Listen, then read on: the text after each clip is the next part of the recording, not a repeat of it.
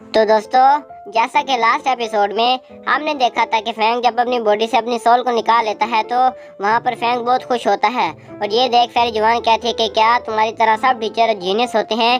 फिर कहती छोड़ो, मुझे रिग्रेट नहीं करना चाहिए, मेरा खामोश रहने बेहतर है। अभी तक तो तुमने सिर्फ अपनी सोल को निकाला है, लेकिन तुम अपनी सोल को प्रोटेक्ट नहीं कर सकते, तुम्हारे पास कोई ऐसी एबिलिटी नहीं है। इतने में वहाँ पर हवा का झोंका आता है, जिसकी वजह से फैंग की सोल वहाँ से उड़कर जाने लगती है। तो फैंग चिल्लाने लगता है हेल्प करो। तो इतने में फेरी जुआन अपनी सोल की मदद से जाकर फैंग की सोल को पकड़कर उसकी बॉडी में डाल देती है। और जब फैंग की सोल उसकी बॉडी में चली जाती है तो फैंग फौरन से उठकर बैठ जाता है और कहता है कि तुम्हारा शुक्रिया, मुझे लगा था कि आज मेरी सोल मेरी बॉडी को छोड़कर सीधा हेवन में जाकर रुकेगी और ये बहुत डरावना था। तो ये सुनने के बाद फेरी जुआन कहती है आखिर तुम्हें किस चीज़ की इतनी जल्दी है? इसके लिए बहुत एक्सपीरियंस की ज़रूरत होती है और तुम्हें काफ़ी प्रैक्टिस भी करनी होगी ताकि तुम अपनी सोल को प्रोटेक्ट कर सको। तो ये सुनने के बाद फैंग कहता है कि अपनी सोल को प्रोटेक्ट करने के लिए मैंने इस बुक पर काफ़ी मैसेज को पढ़ा है और इतना अर्सा बुक्स पढ़ने के बाद मुझे नहीं लगता कि इस बुक में कोई ऐसी चीज़ है जिसकी वजह से उन्होंने इस बुक को बैन किया हो। तो ये सुनने के बाद फेरी जुआन कहती है इसे तुम छोड़ो।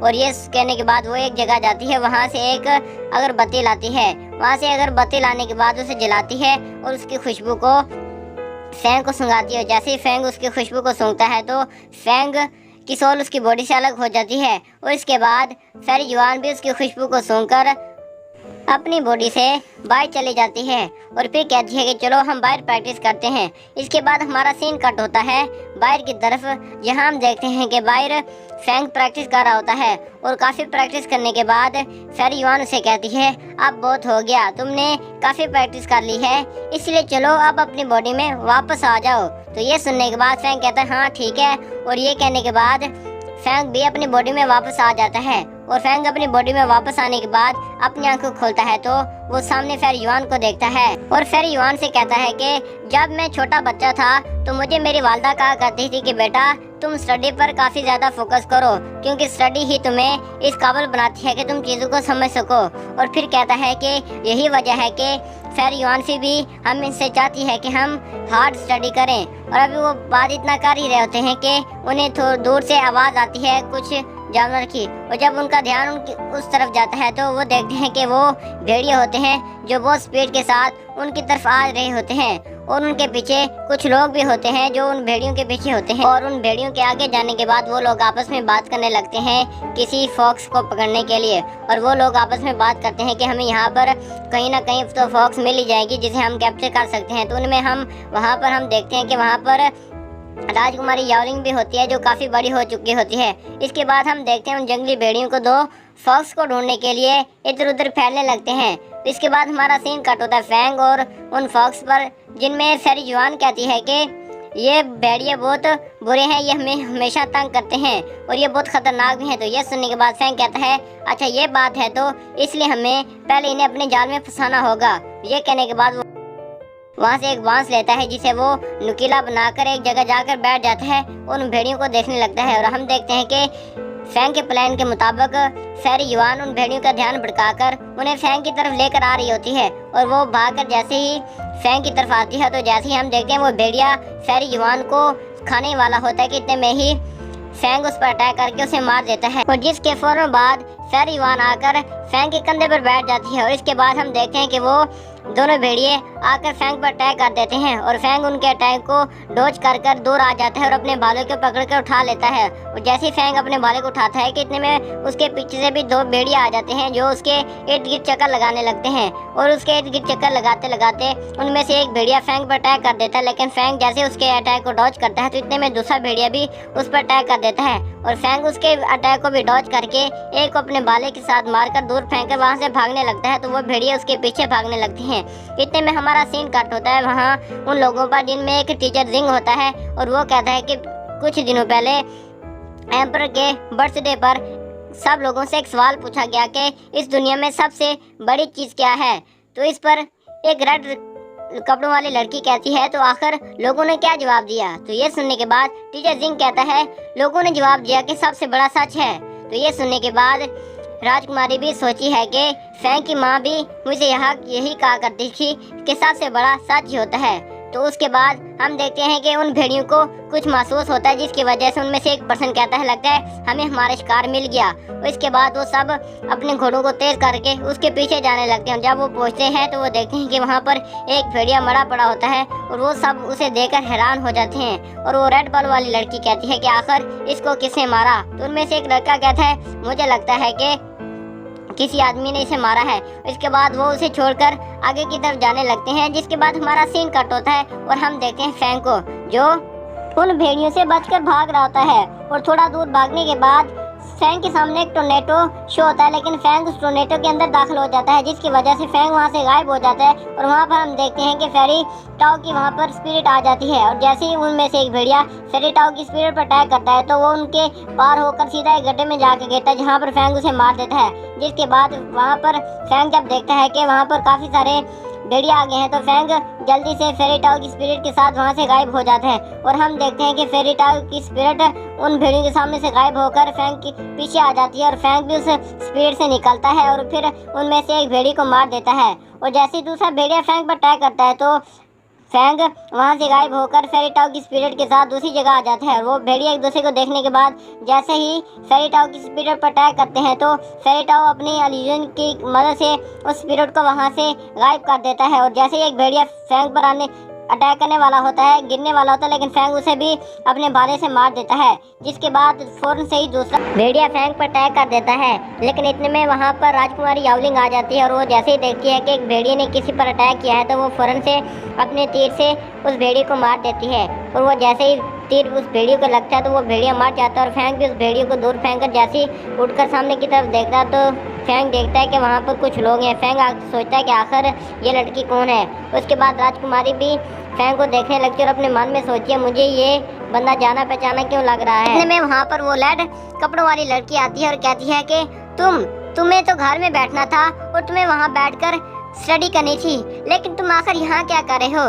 तो ये सुनने के बाद वो कहता है कि फैंग कहता है मैं अपनी मॉम की ग्रेव पर आया था क्योंकि आज उनकी डेथ एनिवर्सरी थी। तो ये सुनने के बाद उनमें से होंग कहता है कि ये देखो अपनी रिखेल माँ की कब्र पर ये आ गया। तो ये सुनकर फैंग को अच्छा नहीं लगता कि इतने में ही मास्टर जिंग फैंग को देखकर कहते हैं कि मैंने सुना था ड्यूक मेंशन में एक लड़का है जो सिर्फ मार्शल आर्ट की बुक्स को पढ़ता है लेकिन उन्हें प्रैक्टिस नहीं करता। मुझे उम्मीद नहीं थी कि मैं तुमसे यहाँ पर मिलूंगा। तो ये सुनने के बाद फैंग उन्हें ग्रेट करता है और वो भी फैंग को ग्रेट करते हैं कि इतने में होंग कहता है कि मास्टर आपको इसे ग्रेट करने की कोई जरूरत नहीं क्योंकि इसकी माँ एक रखेल थी। तो ये सुनने के बाद फेरी यावलिंग भी फैंग को पहचान लेती है कि ये फैंग है। इसके बाद हम देखते हैं कि प्रिंसेस आगे आते हुए कहती है कि तो क्या। तो फैंग कहता है कि मैं चाहता हूँ कि आप यहाँ पर फॉक्स को हंट मत करें क्योंकि फॉक्स बहुत कनिंग और चालाक होती हैं इसलिए, और वो इंसानों को भी नुकसान नहीं पहुँचाती। तो ये सुनने के बाद प्रिंसेस कहती है कि अगर तुम मेरे क्वेश्चन का जवाब दे देते हो तो फिर हम उनका शिकार नहीं करेंगे। तो ये सुनने के बाद फैंग उनके तमाम क्वेश्चन का जवाब दे देता है,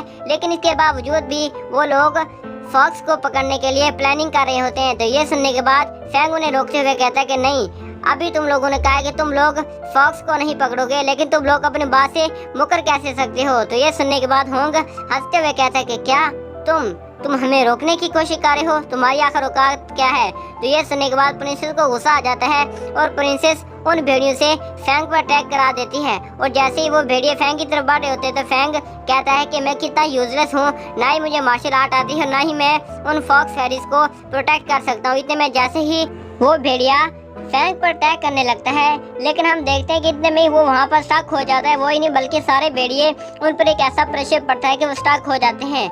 और वहाँ एक माउंटेन से आवाज़ आने लगती है कि मेरी शराब बहुत मज़े की है, अगर तुम इसे पियोगे तो तुम बहुत अच्छा फील करोगे और तुम्हारी बॉडी में एक अजीब सी पावर महसूस होगी। तो ये सुनने के बाद वो तमाम लोग थोड़े हैरान परेशान हो जाते हैं, लेकिन प्रिंसेस यावलिंग उस आवाज़ को सुन पहचान लेती हैं कि आखिर ये कौन है। तो इतने में ही वो जितने भी भेड़िए होते हैं उस आदमी के कंट्रोल में आ जाते हैं और वो फौरन से ही प्रिंसेस पर अटैक कर देते हैं, लेकिन वो रेड कपड़ों वाली उस प्रिंसेस को बचा लेती है। और जब एक भेड़िया उस पर अटैक करने वाला होता है तो मास्टर जिंग उसको एरो से मार बचा लेते हैं। इसके बाद एक भेड़िया फिर प्रिंसेस पर अटैक करता है तो प्रिंसेस उसे अपनी तलवार के साथ मार देती हैं। और दो भेड़िए जब उन सोल्जर पर अटैक करते हैं तो वो लोग उन्हें अपने एरो से मार देते हैं। इसके बाद जब दो भेड़िए फिर से अटैक करने लगते हैं तो उनमें से दो को होंग मार देता है, जिसके बाद जिसके बाद वो रेड कपड़ों वाली को बहुत गुस्सा आ जाता है और वो सामने आते हुए कहती है कि आखिर तुम्हारी हिम्मत कैसे हुई और तुम हो कौन और तुम अपना नाम बताओ। तो ये सुनने के बाद वो आदमी अपनी पावर से एक भेड़ी को कंट्रोल करते हुए उससे बुलवाता है और कहता है कि तुम्हें पता है कि तुम किससे बात कर रही हो। तो ये सुनने के बाद प्रिंसेस बड़े प्यारे अंदाज से उससे पूछिए कि आखिर आपका नाम क्या है और आप मुझे जानते हैं। तो ये सुनने के बाद वो कहता है कि तुम प्रिंसेस चैन हो और तुम जाकर अपने एम्पर को बता देना कि मैं आ रहा हूँ बाई जी। तो ये सुनने के बाद प्रिंसेस चैन काफी हैरान होती है और कहती है बाई जी ये तो एक किंग है। और ये सुनने के बाद वो जल्दी से तमाम लोगों को रिट्रीट करने के लिए कहती है और तमाम लोग वहाँ से जाते हुए चले जाते हैं। जिसके बाद वो रेड बालों वाली लड़की फैंग को देखते हुए कहती है मैं तुम्हें देख लूंगी। जिसके बाद फैंग वहाँ से वापस मुड़ता है और वो उस पहाड़ी पर चढ़कर आखिरकार उस आदमी के पास पहुँच जाता है जिसने फैंग की मदद की होती है। और वो वहाँ पर पहुँच उस आदमी को ग्रीट करते हुए कहता है कि मिस्टर बाई जी आपका बहुत शुक्रिया कि आपने मेरी हेल्प की।